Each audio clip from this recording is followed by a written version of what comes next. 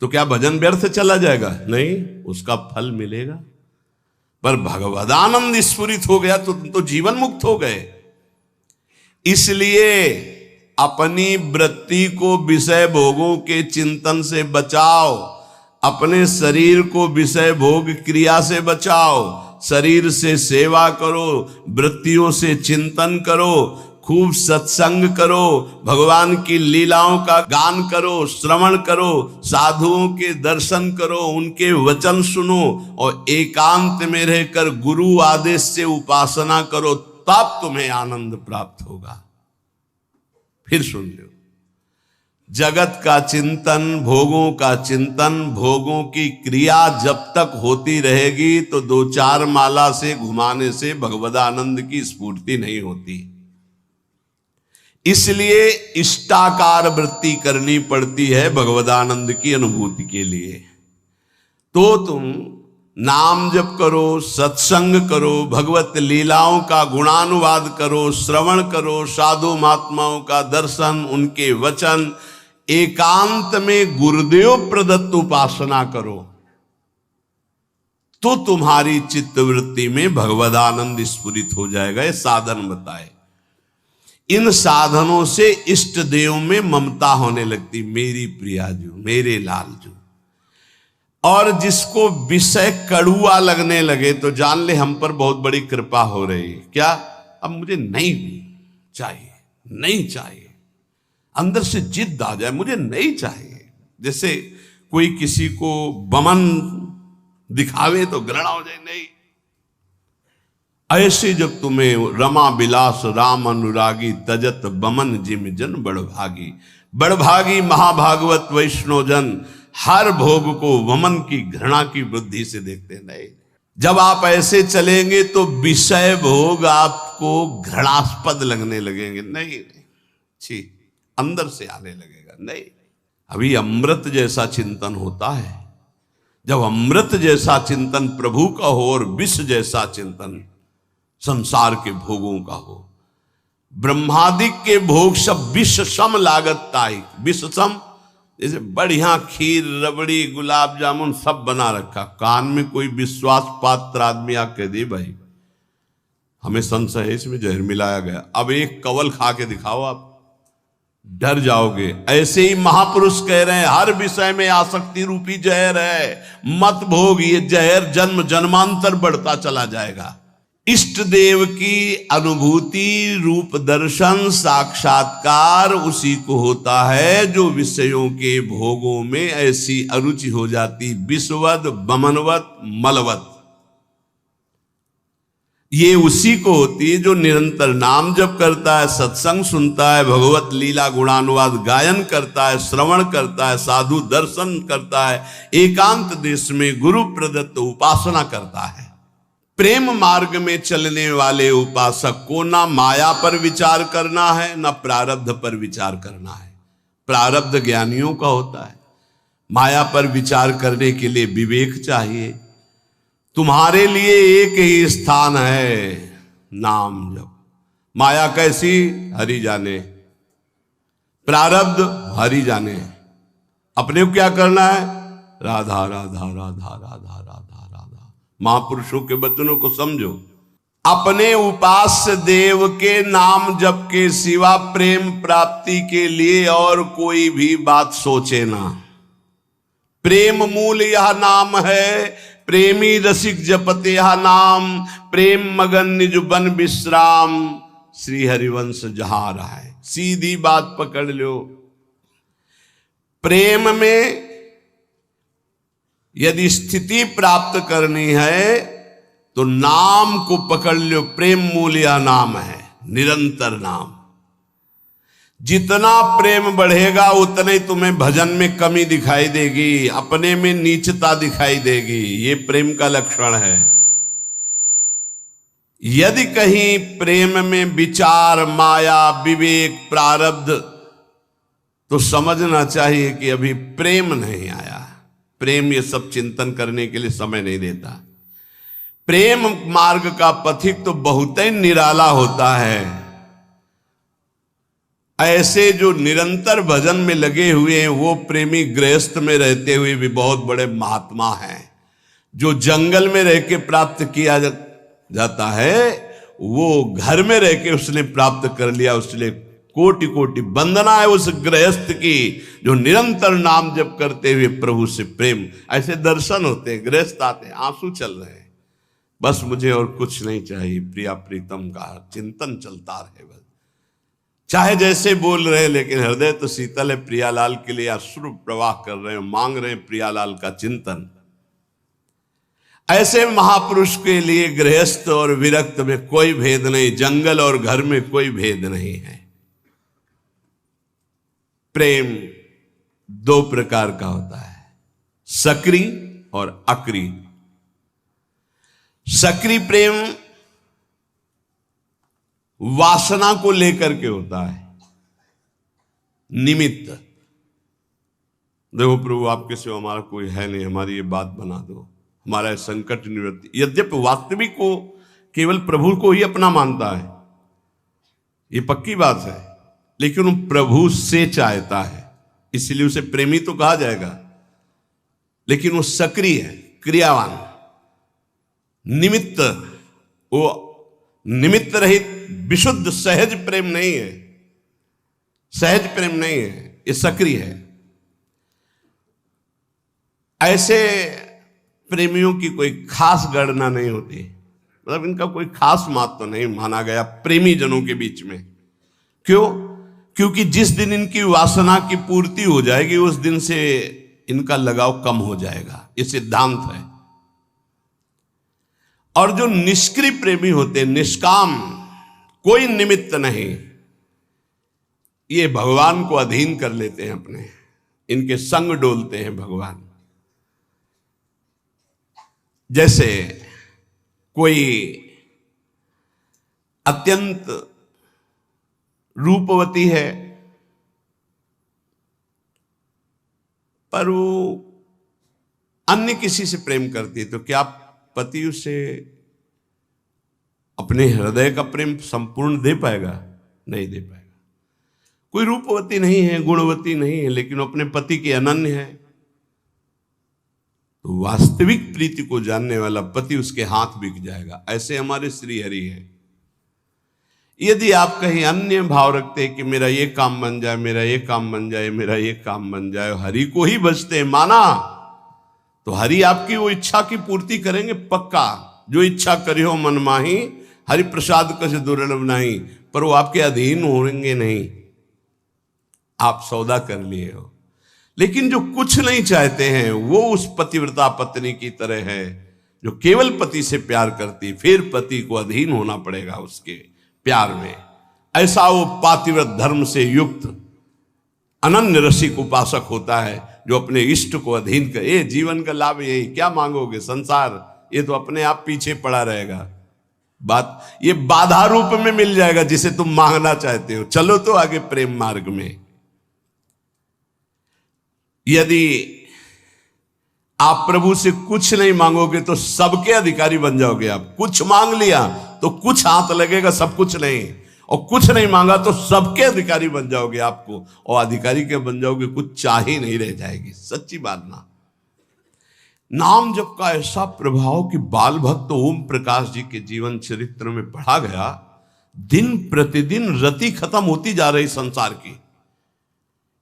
गजब की बात है कि 74 दिन तक कोई खान पान नहीं, सशरीर भगवान का आलिंगन प्राप्त किया। सशरीर, ऐसा नहीं कि कोई चिदानंद दे से, उसी शरीर से आलिंगन प्राप्त किया और फिर सखा भाव से मुक्त हो गए। आज भी उनकी समाधि बनी हुई चामुंडा के सामने। ऐसे नाम जब स्कूल से शुरू किया नाम जब, वैसी उच्च कोटि की कम अवस्था में स्थिति प्राप्त कर ली। नाम जप में बड़ी अपार सामर्थ्य है। पर हमें लगता है कि प्रभु से यदि ना मांगा जाए तो बहुत ज्यादा लाभ मिल जाएगा। हम लोग बहुत कमजोर हृदय के मांग कर बैठते। कई बार ऐसी परिस्थितियां आती हैं कि साधक को विश्वास नहीं रहता, विश्वास यूं नहीं रहता, जैसे बड़ी भयावह परिस्थिति आने वाली है। अब उसको लगता है पता नहीं भगवान जानते कि नहीं जानते, सुना कि नहीं सुना। हे भगवान आप ये काम बना दो, बस आप इस विकट परिस्थिति से निकाल दो नाथ, बस जीवन भर भजन करेंगे आपका, प्रभु प्रभु आप बचा लो बचा लो। तो जब बच गया तो आप देख लेना वो जो आपकी प्रीति थी प्रभु से कम हो गई, आपका जो अपनापन था वो कम हो गया। ऐसे आप अगर 100-200 बार ऐसे मांगते चले जाएंगे तो आपका भजन ही क्षीण हो जाएगा, आपका भाव नहीं बन पाएगा प्रभु के प्रति, ऐसी स्थिति आ जाएगी। सच्ची कहते हैं यदि तुम्हें वास्तविक बात समझ में आ जाए मेरी, पूज्य बाबा कह रहे आनंद ही आनंद तुम्हारे जीवन में रहेगा यदि तुम प्रभु से कुछ न मांगो तो। जा ही न चाहिए कबहू कुछ, नहीं चाहिए नहीं चाहिए। वो स्वामी को अधीन कर लेता है, ये बात आप अच्छे से समझ। अगर आपने कुछ स्वीकार कर लिया तो वो फिर बिकेंगे नहीं, वो आप ना ना ना तो वो बिक जाते हैं। ऐसे उदार स्वामी, ये अंदर की बात है, पकड़ लो अगर पकड़ पा रहे हो। तुम मांगोगे तो कोई नाशवान, और जब आप मांगोगे नहीं ना, वो देख रहे हो तुम जो हाय हाय कर रहे हो कि विपत्ति हटा दो, उससे ज्यादा उनको परेशानी है। आपको विपत्ति में वो नहीं देख सकते। बड़ा सर्वाश्चर्य, मैं मतलब कैसे तुम्हें बताए,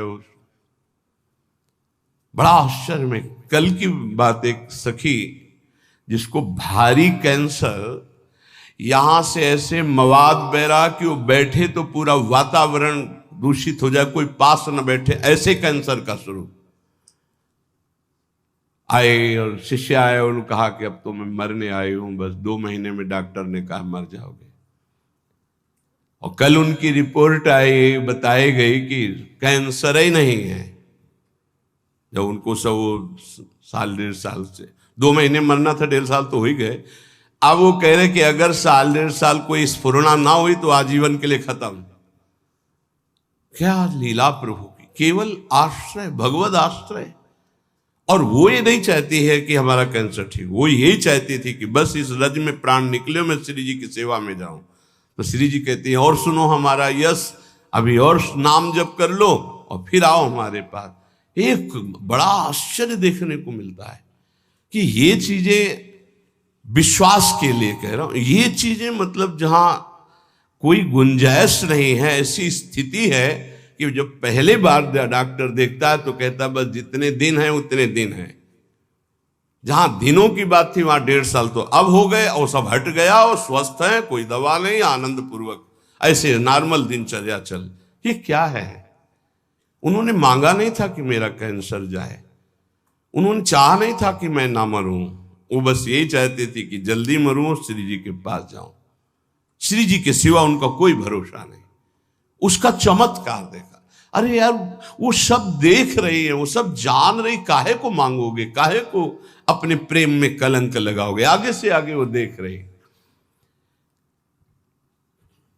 नारायण 2 बात सो और अधिक नहीं बात, रसिकन को सत्संग नित, युगल ध्यान दिन रात। सचमुच सचमुच बाबा लिख रहे हैं, नारायण स्वामी कह रहे हैं कि भगवत प्राप्ति के लिए इन 2 बातों से बढ़कर और कोई बड़ी बात नहीं। रोज सत्संग सुनने को मिले और युगल सरकार का नाम जप करते हुए ध्यान करने को मिले। राधा वल्लभ लाल को हृदय ध्यान मुख नाम, भगवत प्राप्ति हो गई। 2 ही बात, रोज सत्संग सुनने को। रसिकन को सत्संग नित, युगल ध्यान दिन रात। तुम्हें हम बताते हैं कि जिनको ये भ्रम हो कि गोपी जनों से एक क्षण के लिए भी भगवान गए तो कभी नहीं गए। पूज्य बाबा कह रहे, अरे भक्तों से एक क्षण के लिए भी कभी भगवान दूर नहीं होते। गोपी तो भक्तों की प्रेम ध्वजा है भक्ति की, इनकी ताकत क्या ये दूर जा सकते हैं अपने प्रेमियों से? आप ये समझ लो कि आज भी जो भक्त भगवान के सिवा किसी से अपना परिचय नहीं रखते, भगवान उनसे एक क्षण भी दूर नहीं। और फिर वृंदावन तो इनका घर है, वृंदावनम परित्यज्य पाद में कम न गच्छति, तो कैसे कहा जा सकते हैं? भक्त के अधीन भगवान है, ये वैसी भक्त की बात है जो कभी भगवान से कोई मांग नहीं करता है, उन भक्त की बात है। आप देखना चाहते हो कि वृंदावन में भगवान साक्षात यहां विराजमान है, अपना संबंध किसी से मत रखो, न देह से और न देह भोगों से, न देह संबंधियों से। अगर मिल न जाए तो कहना। उन गुरु जी का नाम रघुवंशी, शायद रघुवंशी या कुछ ऐसा ही नाम, ये जो धर्म सम्राट करपात्री जी का विद्यालय, संस्कृत विद्यालय है, जो बड़े बड़े महापुरुष जन उनसे पढ़े हैं, उनका ऐसा ही नाम। वो पहली बार जब काशी से वृंदावन आए, बड़े ही महाभागवत, नाम जापक, धर्म मर्यादा के अनुसार गुरु रघुवंशी, जो क्या है सब स्मरण हमें नहीं है। वो जब आए वृंदावन, तो उस समय और वृंदावन का स्वरूप लता पता सब, तो सीधे पहुंचे जुगल घाट। ये रोड नहीं बना हुआ था, तो उधर से ये पता चला कि परिक्रमा मार्ग में है कहीं, तो यहां था करपात्री जी का, तो युगल घाट पहुंच गए। वहां जब पहुंचे तो अंधेरा होने लगा था, तो सोचा किससे पूछो, वहां कोई दिखाई नहीं दे रहा। तो पहली बार आए थे, नया नया खुला था धर्म सम्राट करपात्री जी का ये जो संस्कृत विद्यालय, उसमें वो आचार्य रूप में आए थे। देखा एक पीतांबर पीत वस्त्र धारण किए हुए, हाथ में जैसे गुरुकुल में पढ़ता हुआ विद्यार्थी। कहा गुरु जी दंडवत, दंडवत। हमें लगे कि गुरु जी तुमको जानना चाहते हो। बोले आप मैं विद्यार्थी हूं, सेवा कुंज में रहता हूं। उनको क्या पता क्या सेवा कुंज। अच्छा, वहां कोई गुरुकुल होगा? नहीं, वहां मेरी सेवा रहती है, वहां सेवा में रहता हूं, विद्यार्थी हूं। तो गुरु जी आपको जो संस्कृत विद्यालय में जाना है वो मैं जानता हूं। अच्छा, उसी की तो खोज कर रहे थे। आओ, कच्चा रास्ता बना, ये आप जाओगे 500 कदम के बाद आपको मिल जाएगा। तो उनका तुमसे मिलना चाहे तो कभी, गुरुजी हमारी सेवा रहती, सेवा कुंज में आप कभी आके मिल लेना। ठीक है।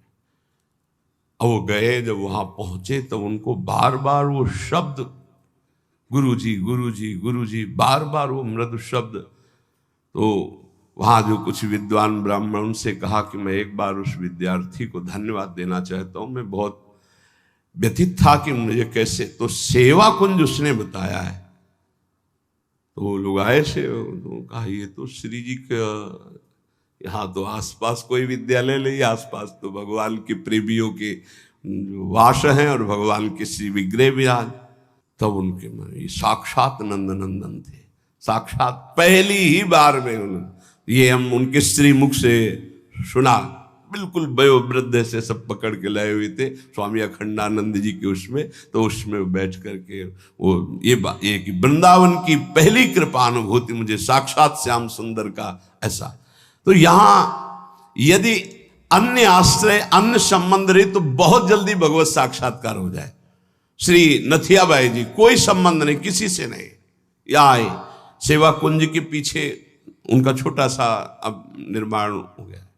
तो उपला बीन लेती, चून मांग लेती, मोटी रोटी बनाती, किसी एक संत को पवा देती, धीरे धीरे छोटी सी कुटिया धीरे धीरे मांग करके, बस कोई संत पहुंच जाए 1 बजे 2 बजे 4 बजे, भाई जी राधे राधे, भूख लगी भाई जी, भिक्षा मिलेगी, रुक बाबा, तुरंत व्यवस्था करती और पवाती। अब धीरे धीरे ऐसा कि पूरे गांव में जाती, आटा मांग के लाती, कंडा बीन के रखती, 10-20 संतों को पवाती। एक दिन बैलगाड़ी में वो मांग करके जो चून आदि कंडा आदि सब ला रही थी।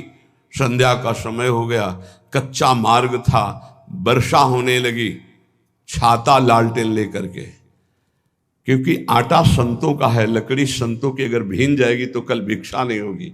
ए माई ये छाता ले, हम तो नव अवस्था के हैं, हमें कोई फर्क नहीं। अरे नहीं लाला तू भीन जाएगा, बड़ा सुकुमार है तू, नहीं ये नहीं। और भींजते हुए लालटेन आगे लेकर के चले। कुछ समझ में नहीं आया। जब वहां नथियाबाई अपनी कुटिया में पहुंच गई, वो गली से निकल गए। जब दूसरे दिन दर्शन करने गई तो वही छाता वही लालटेन लिए बिहारी जी उनको दिया। अरे बोले तू था, मैं तो समझ ही नहीं पाई। ये वृंदावन धाम है, रोज ठाकुर जी मिलते हैं, पर बड़े लीला बिहारी हैं। अगर किसी से संबंध रखते हो तो देख नहीं पाओगे, और अगर केवल उनसे संबंध रखते हो तो पक्का समझो कोई ऐसा वृंदावन वासी जो प्रियालाल का अनन्य है, ये नहीं कह सकता कि मुझे प्रियालाल का सानिध्य नहीं मिला।